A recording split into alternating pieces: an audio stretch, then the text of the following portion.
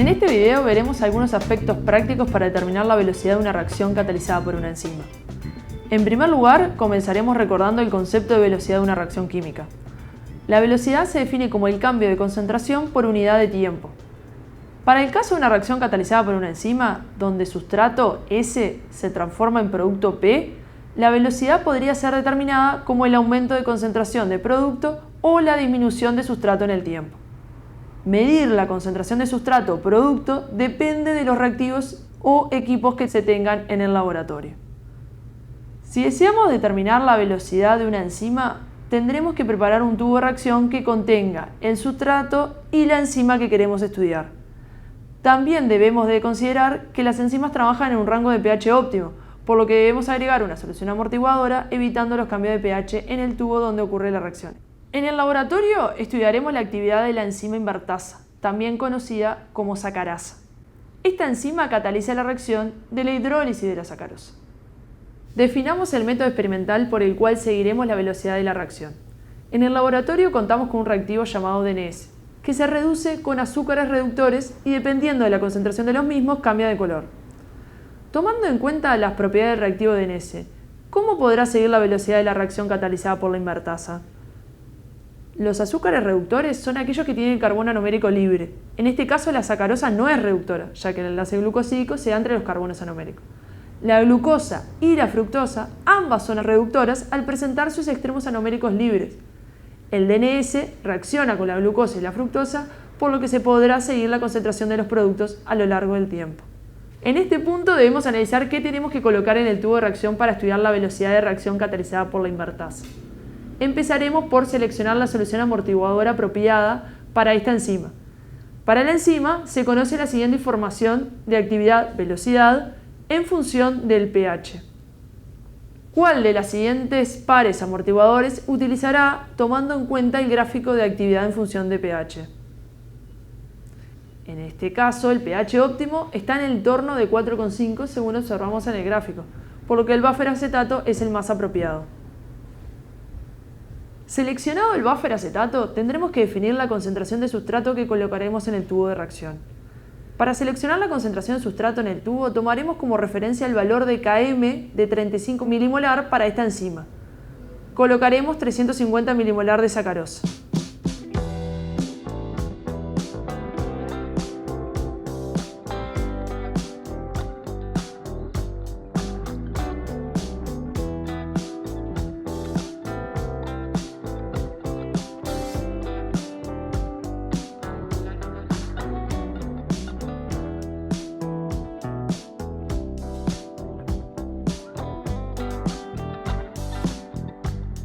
Habiendo definido los componentes necesarios para estudiar la velocidad de la reacción, debemos definir ahora la concentración de enzima. En este caso, la invertasa se encuentra en un extracto proteico de levadura y no conocemos su concentración específica. Es por eso que colocaremos un volumen determinado del extracto, que en este caso serán 100 microlitros. Otro punto importante a la hora de definir nuestro modelo experimental es a qué temperatura se incuba el tubo de reacción. En nuestro caso, la incubación es a 37 grados.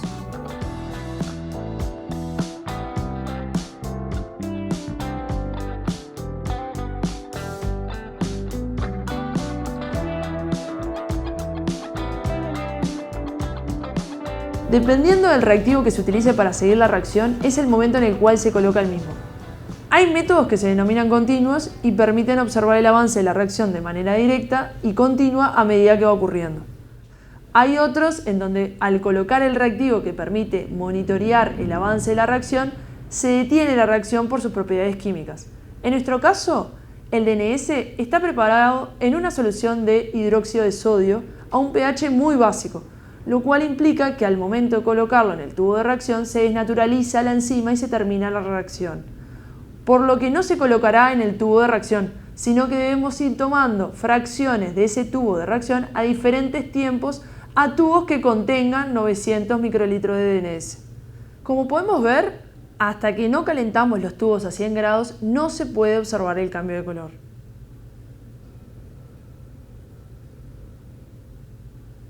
Ahora es necesario poder relacionar el color de cada tubo con la concentración de producto formado en cada tiempo. Para ello mediremos la absorbancia en un espectrofotómetro. El espectrofotómetro permite cuantificar la absorción de luz que tiene una solución. La absorbancia se define como la cantidad de luz absorbida por una sustancia cuando es atravesada por un haz de luz. La cantidad de luz absorbida depende de la concentración de esa muestra, así como de sus características físico-químicas. La relación entre la absorbancia y la concentración se describen en la ecuación de Lambert y Beer. Conociendo el épsilon de la muestra y sabiendo que el camino óptico es 1 centímetro, podemos calcular la concentración de producto formado.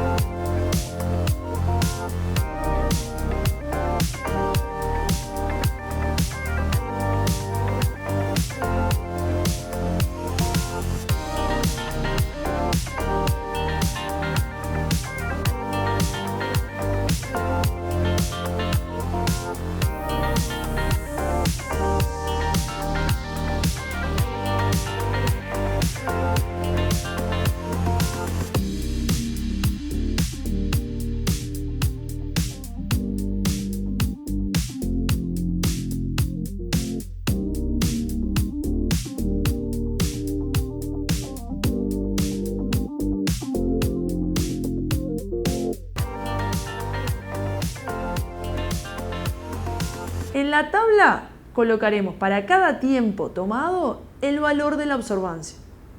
Ahora bien, ¿cómo podemos calcular la concentración de productos a partir del valor de la absorbancia? Sabemos que el épsilon para el DNS reducido es 0,027 milimolar a la menos 1 por centímetro a la menos 1. Con ese valor podremos despejar de la ecuación de Beer. Como los productos son glucosa y fructosa, tenemos que dividir entre 2 el resultado para conocer la concentración de glucosa formada. Estamos en condiciones de poder determinar la velocidad de reacción.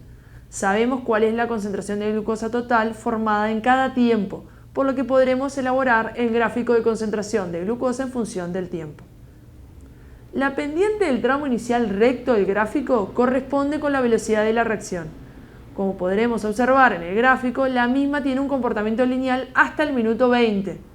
Luego de este tiempo, la velocidad disminuye. Este primer tramo lineal se denomina velocidad inicial de la reacción. En estas condiciones se consumió menos del 10% del sustrato. ¿A qué se debe que la velocidad disminuya a medida que avanza la reacción? Al avanzar la reacción, disminuye la concentración de los sustratos, y como la constante de reacción no cambia, la probabilidad que se encuentra la enzima con sus sustratos baja, bajando la velocidad de la reacción. Es por eso que solo tomamos el tramo inicial. La pendiente de la recta obtenida equivale a la velocidad inicial de la reacción. Ahora pueden realizar el mismo ensayo con otras concentraciones de sacarosa y determinar cuál es la velocidad de la reacción.